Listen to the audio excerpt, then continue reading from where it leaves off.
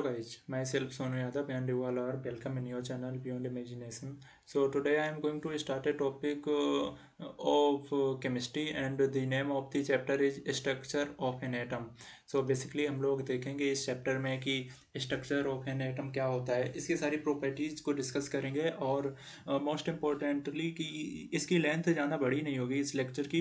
We shall try to cover it in one short video, so don't worry, it will take lesser time for your school preparation and for the point exam preparation. So don't worry, just focus on the topic and the concept which I am going to tell you. So ये basically जो chapter है वो तुम्हारी strength को देखेगा कि जो तुमने प्रीवियस चैप्टर्स पढ़े हैं उसमें प्रीवियस जो चैप्टर पढ़े थे उसमें हमने जो प्रीवियस चैप्टर अभी कवर किया है वो है atoms and molecules. Atoms and molecules को देखा था, वहाँ पर हम लोगों ने कंपाउंड देखा था, उनकी प्रॉपर्टीज़ को देखा था कि कैसे कंपाउंड मिलता है, ठीक है, मॉलिक्यूल्स किन किन एलिमेंट्स से बनता है, क्या बैलेंसी होती है. बट हम लोग यहाँ पर स्ट्रक्चर ऑफ एन एटम देखेंगे. ये तुम्हारा फोर्थ चैप्टर होने वाला है क्लास 9th का और केमिस्ट्री का ये सब्जेक्ट है. सो हम लोग आगे फर्दर मूव करते हैं और देखते हैं आगे क्या क्या इस चैप्टर में दिया है. ठीक है. सो सबसे पहले हम लोग अगर देखें कि structure of an atom, structure कैसा होता है. एक हमारा न्यूक्लियस होता है, ठीक है, फिर उसके चारों तरफ ये सेलें बनी होती हैं. जो तुम्हारा इनर सेल होती है उसको कैसे डिनोट करते हैं, KLM. ठीक है, तो ये के सेल में तुम्हारे 2 इलेक्ट्रॉन्स होते हैं, फिर तुम्हारे ये ऐसे इलेक्ट्रॉन मूव करते रहते हैं, KLMN ऐसे से ये सेल हमेशा मूव करती रहती है. ठीक है, तो ये स्ट्रक्चर ऑफ इसका जो बेसिक जो डायग्राम होता है एटम का, वो मतलब जो थ्योरी अभी डिस्कवर की गई है वो इस तरीके से की गई है कि जो स्ट्रक्चर होता है वो एटम का, वो सेल के अंदर ये तुम्हारा न्यूक्लियस होता है, जो ये वाला होता है इसको न्यूक्लियस भी बोलते हैं. ठीक है, ये मैं लिख रहा हूँ, न्यूक्लियस बोलते हैं, ये तुम समझ लेना राइटिंग. ठीक है, और इसके जो चारों तरफ ये तुम्हारी जो आउटर लेयर हैं इसमें इलेक्ट्रॉन्स होते हैं हर एक सेल के. ठीक है, वो हम लोग आगे देखेंगे, अभी डिस्कस करेंगे. सो हम लोग पहले देखते हैं कि जो अपना स्ट्रक्चर ऑफ एटम तो हो देख लिया वो कैसा होता है, लेकिन हम लोग देखें तो सबसे पहला जो टॉपिक आता है वो आता है चार्ज पार्टिकल्स इन मैटर. मतलब जो चार्ज पार्टिकल्स होते हैं मैटर में वो कैसे होते हैं. तो बहुत ध्यान से सुनना, ये पॉइंट बहुत इंपॉर्टेंट है तुम्हारे एग्जाम के पॉइंट ऑफ व्यू से और तुम्हारे नॉलेज पॉइंट ऑफ व्यू से, क्योंकि ये चैप्टर तुम केवल इसी 9th क्लास के लिए नहीं पढ़ रहे हो, क्योंकि अगर आगे आने वाले कंपटीशन में कहीं पर भी बैठोगे, अगर केमिस्ट्री तुम्हारा सब्जेक्ट होगा तो वहाँ पर ये चीज़ें बहुत काम आएंगी. सो atoms have 3 types of sub atomic particles. वो कहते हैं चार्ज पार्टिकल्स इन मैटर कैसे होते हैं, वो कहते हैं 3 types of sub atomic particles होते हैं. They are electrons, protons and neutrons. ठीक है, तो ये चीज़ बिल्कुल ध्यान रखना है, इसमें 3 तरीके के सब एटॉमिक पार्टिकल्स होते हैं. They are electrons, protons and neutrons. Electrons का नेगेटिवली चार्ज सबको पता है. इलेक्ट्रॉन्स को हम लोग जो होते हैं वो नेगेटिवली चार्ज होते हैं, उसको ऐसे डिनोट करते हैं. ठीक है, प्रोटॉन्स और पॉजिटिवली चार्ज, जो प्रोटॉन्स होंगे तुम्हारे वो पॉजिटिव चार्ज होंगे. ठीक है, ऐसे मैंने एक सिंबल को डिनोट कर दिया, फिर इलेक्ट्रॉन्स को ऐसे पॉजिटिव से तो पॉजिटिवली चार्ज हो जाएंगे प्रोटॉन्स. ठीक है, P+ से डिनोट किया गया है. And neutrons have no charge, और जो न्यूट्रॉन्स होते हैं ना वो न्यूट्रल होते हैं भैया, उसमें कुछ नहीं होता है. ठीक है, जैसे तुम्हारा कोई दो, जैसे तुम किसी दिन बहुत सारा काम कर लो, ठीक है, बट उस दिन तुम्हें कोई एनर्जी नहीं रहती, तुम इतने टायर्ड हो जाते हो, इतने थक जाते हो कि भैया कोई कहता है ये काम कर दो, भैया दम नहीं है मुझे. ठीक है, तो न्यूट्रल होते हैं. ऐसे ही न्यूट्रॉन्स भी न्यूट्रल होते हैं भैया, उनमें कोई चार्ज नहीं है, तो ना नेगेटिव ना पॉजिटिव, जैसे हैं वैसे ही बने रहेंगे, जहाँ पड़े हैं वैसे ही पड़े रहेंगे. आगे देखते हैं, the mass of an electron is 1/2000 the mass of an hydrogen atom. जो मास होता है एक इलेक्ट्रॉन का वो 1/2000 the mass of an hydrogen atom होता है. The mass of one proton is equal to the mass of a hydrogen atom and is taken as 1 unit. ठीक है, ये 1 यूनिट कंपेयर किया किससे जाता है, हाइड्रोजन एटम के. ठीक है, मास से कंपेयर किया जाता है. The mass of a neutron is equal to the mass of a hydrogen atom and is taken as 1 unit. ठीक है, अब हम लोग यहाँ पे देख लेते हैं कि ये डिस्कवरी कैसे हुई. ये सब एटॉमिक पार्टिकल्स हैं, जैसे एटम है, एटम के 3 टाइप को जो पार्टिकल्स हैं यहाँ पे इन लोगों ने सिंप्लीफाई किया, डिस्कवर किया सब एटॉमिक पार्टिकल. तो देखते हैं कैसे हुई. तो डिस्कवरी हुई सब एटॉमिक पार्टिकल्स की, वो हम लोग यहाँ पे देखने जा रहे हैं. In 1900 J.J. Thomson discovered the presence of the negatively charge particles called electrons in the atom. सबसे पहले 1900 में J.J. थॉमसन ने भैया डिस्कवर्ड किया कि किसी भी एटम में नेगेटिव चार्ज पार्टिकल्स प्रेजेंस होता है. ठीक है, और इन 1886, देखो पहले 1900 में J.J. थॉमसन, 1886 में E. Goldstein discover new radiation radiations in gas discharge and called them canal rays. और 1886 में एक साइंटिस्ट हैं जिनका नाम है ई गोल्डस्टीन, उन्होंने क्या डिस्कवर किया कि उन्होंने डिस्कवर किया कि जो गैस होती है ना उसमें रेडिएशंस होती हैं जो कि डिस्चार्ज होती हैं और उनको कैनल रेज कहते हैं। ठीक है, ये बहुत बड़ा वास्ट टॉपिक है, 11th 12th में जब हम लोग जाएंगे तो वहाँ पर पढ़ेंगे केमिस्ट्री में। दीज रेज पर पॉजिटिवली चार्ज, और उन्होंने कहा जो ये रेज थी ना गैस में ये पॉजिटिव से इनके ऊपर पॉजिटिव चार्ज था। This later led to the discovery of the positively charge, और इसी को बाद में इन डिस्कवरी को उन्होंने पॉजिटिवली चार्ज पार्टिकल्स को क्या प्रोटॉन बोला, क्योंकि प्रोटॉन कैसे होते हैं, पॉजिटिव होते हैं। फिर in 1932 Chadwick discover the presence of particles having no charge in the atom called neutrons, और न्यूट्रॉन की डिस्कवरी किसने की थी, चैडविक ने की थी 1932 में। ये क्लियर हो गया पॉइंट, आगे बढ़ते हैं। स्ट्रक्चर ऑफ एन एटम देखते हैं। देखो ये तुम्हारा स्ट्रक्चर ये वाला नीचे वाला देख लो, यहाँ पे तुम्हारे ये पॉजिटिव प्रोड्यूस मतलब पॉजिटिव चार्ज है, यहाँ पे ये तुम्हारे इलेक्ट्रॉन्स हैं इनका नेगेटिव चार्ज है। ठीक है, प्लम्स का मतलब होता है ये पेयर में है। ठीक है, ये इधर वाला स्ट्रक्चर देखो राइट हैंड साइड वाला पॉजिटिव नेगेटिव। ठीक है, ये ऐसे ऐसे स्ट्रक्चर डिनोट किया जाता है। और जो स्ट्रक्चर ऑफ एन एटम है वो थॉमसन मॉडल का है। आगे अलग अलग साइंटिस्ट ने डिस्कवर किया, हम लोग वन बाई वन करके देखते हैं। अकॉर्डिंग टू थॉमसन क्या कहते हैं, इनका मॉडल क्या कहता है ये देखते हैं। According to Thomson an atom is similar to a Christmas pudding. उन्होंने कहा कि जो एक एटम होता है वो बिल्कुल सिमिलर होता है एक जो क्रिसमस होता है उसकी तरीके के। द पुडिंग है positive charge and the electrons having negative charge पर like plums on the pudding. मतलब वो कहते हैं कि कोई भी एक सेब के तरीके, जैसे प्लम्स, जैसे तुम कोई बेर मानते हो, बेर खाया ना सब लोगों ने, ठीक है, उसी के आकार का उसमें पॉजिटिव नेगेटिव चार्ज पूरी उसकी सरफेस पे स्केटर रहते हैं, मतलब फैले रहते हैं। उन्होंने क्या प्रपोज किया, उन्होंने दो लॉ प्रपोज किया अपने according. An atom consist of a positively charge sphere and the electrons are embedded in it. वो कहते हैं कि जो एटम होता है ना उसमें पॉजिटिवली चार्ज जो पार्टिकल्स होते हैं ना वो पूरे में फैले रहते हैं।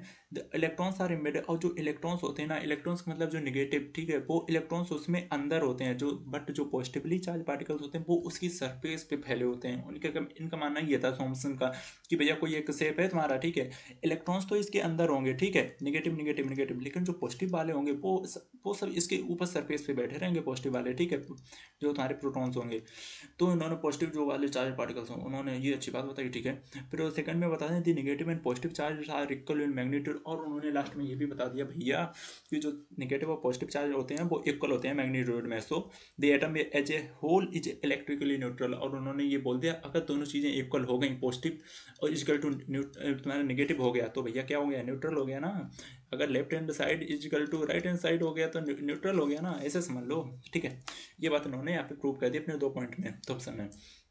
रदरफोर्ड, इसके बाद आते हैं रदरफोर्ड अपना मॉडल देते हैं कि भैया तुम्हारा, वो कहते हैं तुम्हारा तो चला नहीं, अब हम अपना देखते हैं हम क्या क्या थ्योरी दे सकते हैं। उन्होंने बताया कि Rutherford allowed a beam of fast moving alpha particles. उन्होंने क्या किया, उन्होंने एक एक बीम, मतलब एक लाइट जैसे नहीं टॉर्च जलाते हैं तो उसकी एक बीम जाती है, रेज आती है, ठीक है, उन्होंने फास्ट मूविंग अल्फा पार्टिकल्स की एक रे पास कराई having positive charge to fall on thin gold foil. उन्होंने एक्सपेरिमेंट किया था, इसमें थोड़ा थोड़ा ब्रीफ में दिया तो मैं वही बता रहा हूँ। उन्होंने एक्सपेरिमेंट किया था कि उन्होंने एक जो बीम थी ना, रे थी, उसको फास्ट मूविंग अल्फा पार्टिकल्स की जो पॉजिटिव चार्ज था उसके ऊपर वो पास कराया। किस पे कराया, ये थिन गोल्ड फॉइल, ये थिन गोल्ड फॉइल के ऊपर उन्होंने डाली थी लाइट, ठीक है। ये एक हमारी जैसे कोई सरफेस होती है थिन गोल्ड फॉइल की, वहाँ पर उन्होंने इसके ऊपर डाली थी, ठीक है। तो वहाँ पे क्या हुआ, तो उन्होंने ऑब्जर्व किया कि most of the alpha particles pass straight through the gold foil. जैसे ये तुम्हारी मान लो ये वाली जो मैं लाइन खींच रहा हूँ, ये यहाँ पे देखो, ये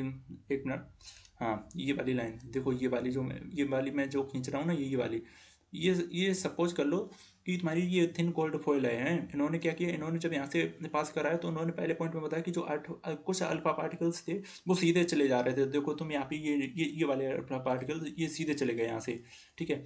और उन्होंने बताया some of the alpha particles were slightly deflected by small angles, कुछ थे जो थोड़े थोड़े एंगल से झुक गए थे, जैसे ये वाले चले गए, ये वाले चले गए। और उन्होंने कहा very few alpha particles appear to rebound. उन्होंने कहा बहुत एक दो ऐसे अल्फा पार्टिकल्स थे हजारों इलाकों में जो वहाँ से होकर वापस आ जा रहे थे। ये थर्ड वाली प्रॉपर्टी फॉलो करते हैं ये वाले, ठीक है, और ये वाले। उन्होंने ये 3 लॉज बताए थे रदरफोर्ड ने अपनी बेसिस पे कि मेरा एक्सपेरिमेंट ये कहता है, मेरा मॉडल ये कहता है। फिर हम लोग कंक्लूजन देखते हैं। Conclusion from Rutherford alpha skating, Rutherford के कंक्लूजन निकालते हैं कि भैया इन्होंने क्या क्या बताया और इसका क्या क्या मॉडल हो सकता है, यूज हो सकते हैं आगे। उन्होंने बताया most of the space inside N atom is empty. उन्होंने बताया रदरफोर्ड अल्फा स्केटिंग एक्सपेरिमेंट के अकॉर्डिंग ये था, बताया था कि जो मोस्ट ऑफ द स्पेस होता है किसी भी एटम में वो खाली होता है कि because most of the alpha particles pass straight through the gold foil. उन्होंने बताया कि जो एटम का इनसाइड वाला जो पार्ट होता है ना वो मोस्टली खाली होता है, क्योंकि जब उन्होंने अपना एक्सपेरिमेंट किया था गोल्ड फॉइल पे, उन्होंने जब लाइट एक अल्फा पार्टिकल्स की डाली थी तो उन्होंने बताया था कि जो देखो पीछे वाले में देखो, पीछे वाले में देखो, पीछे वाले में देखो, पीछे वाले में देखो, ये वाले यहाँ पे सारे स्टेट्स चले गए अल्फा पार्टिकल्स, ठीक है। यहाँ मिडिल वाले सेंटर पे उन्होंने ये वाला फर्स्ट पॉइंट दिया था। उन्होंने सेकंड पॉइंट दिया था the atom had a small nucleus having positive charge. उन्होंने कहा एटम के पास बहुत छोटा सा न्यूक्लियस होता है जो कि पॉजिटिव चार्ज होता है, because some of the alpha particles having positive charge बस slightly deflected by small angles. और उन्होंने बताया थर्ड पॉइंट में बताया कि the size of the nucleus is very small compare to the size of the atom. उन्होंने बताया कि जो साइज जो न्यूक्लियस का साइज होता है वो भैया कितना बिल्कुल छुटकू सा तो होता ही है, इतना सा साइज होता है, फिर इसके ऊपर एक लेयर, इसके ऊपर एक लेयर, ठीक है। तो बताते कि जो साइज होता है वो बहुत छोटा होता है। इसकी वजह से क्या होता है, उनका ये रीजन देते हैं कि because very few alpha particles appear to rebound, बहुत कम ऐसे अल्फा पार्टिकल्स होते हैं जो वहां से जाके ऐसे वापस हो जाते हैं। रिबाउंड का मतलब हम लोगों ने बताया था जो थर्ड वाला उनका था, ऐसे जाके ये वापस हो जा रहे थे, ठीक है। Most of the positive charge and mass of the atom is in nucleus. वो कहते हैं कि जो मोस्टली क्या होता है, जो पॉजिटिव चार्ज होता है और जो मास एटम होता है एटम का, वो न्यूक्लियस में ही होता है और वो बिल्कुल छोटे से स्पेस में होता है। इस वजह से इनर जो वाला स्पेस है वो खाली होता है। वो इनके तीन ये लॉज बताते हैं, तीन कंक्लूजन बताते हैं रदरफोर्ड अपने अल्फा स्कैटरिंग एक्सपेरिमेंट से, ठीक है। रदरफोर्ड मॉडल्स क्या कहता है, an atom has a positively charge nucleus at its centre and most of the mass of the atom is in the nucleus. पहला इनको जो रदरफोर्ड मॉडल का एटम क्या कहते हैं कि मोस्टली जो पॉजिटिव चार्ज होता है वो न्यूक्लियस में होता है जो कि इसका सेंटर होता है, और मोस्ट ऑफ दी जो मास होता है ना एटम का वो कहाँ पे भी होता है, वो भी न्यूक्लियस में होता है। दो चीज़ें बताएं कि पॉजिटिव चार्ज होता है न्यूक्लियस, और दूसरा इनका जो सेंटर होता है वो भी मास होता है जो सेंटर पे ही होता है, और इसका जो मास ऑफ द एटम है वो भी न्यूक्लियस में ही होता है। न्यूक्लियस क्या होता है, पॉजिटिव चार्ज, यही तुम्हारा सेंटर, ठीक है। सेकंड पॉइंट क्या है, the electrons revolve around the nucleus in different orbits. और उन्होंने बताया कि जो इलेक्ट्रॉन्स जो मूव करते हैं ना वो चारों तरफ इस एटम के चारों तरफ ऐसे ऐसे मूव करते हैं, इधर वो मूव करते हैं एंटी डायरेक्शन और डायरेक्शन में, स्पिन डायरेक्शन में मूव करते रहते हैं। The size of the nucleus is very small compare to the size of the atom. वो कहते हैं जो न्यूक्लियस का साइज होता है वो बहुत ही छोटा होता है as the comparison of atom, ठीक है, एटम का जो साइज होता है। अब हम लोग इनके कुछ ड्रॉबैक्स देख लेते हैं, रदरफोर्ड मॉडल एटम के क्या ड्रॉबैक्स हैं। इन्होंने इनके ये ड्रॉबैक्स हैं यहाँ पे लिखे हैं, any particle in a circular orbit would undergo acceleration and during acceleration the charge particles would radiate energy. इनका ये ड्रॉबैक था, अगर देखा गया कि इन्होंने बताया था कि कोई जो तुम्हारा पार्टिकल होता है ना, जैसे पॉजिटिव पार्टिकल्स है, अगर वो रिवॉल्व हो रहा ना इस डायरेक्शन में, जैसा कि इस वाले एग्जांपल में देखो, ठीक है, अगर वो रिवॉल्व होगा तो वो एक्सीलरेशन करेगा, और अगर भैया कोई चीज़ एक्सीलरेशन करेगी तो वो तो मूव करती रहेगी ना, फर्दर मूव करती रहेगी, और उसकी वजह से फिर वो कुछ ना कुछ तो चार्ज यार देगी ना। अगर कोई चीज़, अगर जैसे अपनी गाड़ी चल रही है, अगर हम लोग अब गाड़ी जो एग्जाम्पल देते हैं, गाड़ी अगर चलाएंगे, अगर वो एक्सीलरेट करेंगे तो वो गाड़ी चलेगी, कुछ एनर्जी खर्च होगी, लेकिन कुछ एनर्जी तो वो हम लोगों को देगी ना, तभी तो आगे बढ़ रही है ना। तो वही बताया कि during acceleration the charge particles will radiate energy. उन्होंने बताया कि जो एक्सीलरेशन होता है ये मेटल घूमते रहते हैं, इलेक्ट्रॉन घूमेंगे, कुछ एनर्जी वो प्रोड्यूस करेंगे, उन्होंने ये ऐसे कहना था। But so the revolving electrons would lose energy and fall into the nucleus and the atom would B unstable. और उन्होंने ये बताया कि जैसे ये इलेक्ट्रॉन्स घूमते रहेंगे तो वो मतलब जैसे कोई हम लोग काम करेंगे तो एनर्जी कुछ खर्च होगी ना, ऐसे ही इलेक्ट्रॉन्स की या पॉजिटिव प्रोटॉन्स की एनर्जी खर्च होगी, और वो जो होंगे ना इलेक्ट्रॉन्स वो क्या करेंगे, वो एक टाइम के बाद न्यूक्लियस में गिर जाएंगे। क्यों गिर जाएंगे, न्यूक्लियस का जो तुम्हारा चार्ज होता है यहाँ पे वो सेंटर पे सबसे ज़्यादा होता है, इस वजह से उन्होंने ये तर्क दिया था यहाँ पे, ठीक है। इनकी इतनी बात मान ली, fall into the nucleus and the atom would be. और उन्होंने बताया कि इस वजह से जो तुम्हारा एटम होगा वो अनस्टेबल हो जाएगा। We know that atoms are stable, but जो कंट्राडिक्टरी पार्ट वो क्या है, हम लोग ये जानते हैं पहले से, ये थ्योरी में पहले से ही क्लियर है कि जो एटम्स होते हैं वो स्टेबल होते हैं, लेकिन इनके अकॉर्डिंग क्या था कि एटम अनस्टेबल थे। ये इनका ड्रॉबैक था, ये इनका डिफेक्ट था रदरफोर्ड मॉडल का। इनका कहना क्या था कि जो तुम्हारा कोई इलेक्ट्रॉन्स अगर मूव कर रहा है चारों तरफ किसी भी एटम के साइड में है, ठीक है, न्यूक्लियस के चारों तरफ चक्कर लगा रहा है, तो वो चक्कर लगाएगा तो कुछ एक्सीलरेशन प्रोड्यूस करेगा, एक्सीलरेशन के चलते वो कुछ एनर्जी लूज करेगा, एनर्जी जैसे ही लूज होगी उस एलिमेंट की या इलेक्ट्रॉन की, तो वो कहाँ पे गिर जाएगा, ये जहाँ पे उनका न्यूक्लियस है उसमें गिर जाएगा, और जिसकी वजह से एटम अनस्टेबल हो जाएगा। बट हम लोग जानते हैं कि एटम अनस्टेबल नहीं हो सकता, हमेशा स्टेबल रहता है, ठीक है। यहाँ पे दर्शाया भी गया कि negative charge electrons in orbit around the nucleus, nucleus के चारों तरफ ये नेगेटिव चार्ज पार्टिकल्स हैं, और हमारा जो पॉजिटिव होता है वो बहुत छोटा होता है, लेकिन ये सबसे स्ट्रॉन्ग होता है, क्यों छोटा तो जरूर होता है लेकिन स्ट्रॉन्ग पॉजिटिव वाला होता है। ठीक है, फिर उसके बाद देखो थॉमसन मॉडल हो चुका है, फिर रदरफोर्ड मॉडल के ड्रॉबैक से देख लिए। उसके बाद आते हैं तीसरे नंबर पर ये साइंटिस्ट भाई साहब, इनको ये कहते हैं भैया ठीक है तुमने अपना बता लिया, तुमने अपना बता लिया, अब मेरी बारी है, हम कुछ देखते हैं, कुछ नया करके हम भी बताएंगे। बोर मॉडल आता है एटम का, वो कहते हैं भैया अब तुम मेरी सुनो, ठीक है भैया शुरू हो जाओ। इन्होंने पहले पॉइंट दिया कि एन एटम है positively charge nucleus at its centre. उन्होंने बताया भैया, ये तो उन लोगों ने भी बता दिया था, थॉमसन रदरफोर्ड ने भी बता दिया कि तुम्हारा जो पॉजिटिव चार्ज होगा वो तो न्यूक्लियस होगा और वो उसका सेंटर होगा। ठीक है, इतनी बात हम लोग एग्री करते हैं, पीछे से इसको लेके चले आ रहे हैं, ठीक है, सुकून है, मानते हैं, आगे बढ़ते हैं। और उन्होंने बताया इसके बाद and most of the mass of the atom is in the nucleus. ये तो भैया आपने ये रदरफोर्ड भी बता के गए थे कि जो मोस्ट ऑफ द इसका मास होगा वो एटम का वो न्यूक्लियस में होगा। ठीक है, मान लिया वो सेंटर पॉइंट है। फिर सेकंड पॉइंट बताते हैं, the electrons revolve around the nucleus in special orbits called discrete orbits. इन्होंने ये एक नई चीज बताई, उन्होंने बताई जो इलेक्ट्रॉन्स रिवॉल्व होते हैं चारों तरफ, ठीक है, ये रिवॉल्व हो रही है, हम डायरेक्शन बना दे रहे हैं जैसी बन पा रही। ठीक है, ये देख लो भाई साहब तुम लोग। इन्होंने के एल एम एन सेल दिया, इन्होंने बताया ये तुम्हारा पॉजिटिव चार्ज न्यूक्लियस है, के सेल है, ठीक है, तुम्हारा एल सेल में 2 इलेक्ट्रॉन, एम सेल में 3, ऐसे ये चार चार सेल, ये 1 2 3 करके उन्होंने दर्शाया है के एल एम एन।